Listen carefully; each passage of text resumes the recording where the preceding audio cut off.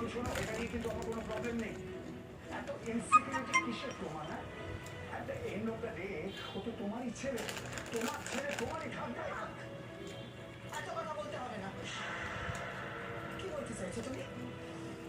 শত সামান না, যা দোষ সব আমি করেছি, তাই তো? না না না মা, তোমার কোনো দোষ নেই, এখানে কারোর কোনো দোষই নেই।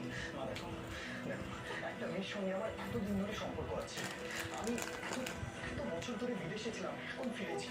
ফেরার পর যদি একবার ওর সঙ্গে আমি দেখা করতে যাই, তোতার বাড়ি গিয়ে তোতার সঙ্গে কিছুটা সময় কাটাতে যাই, আমি তো অনেক বড় অপরাধ করে ফেললাম বলো।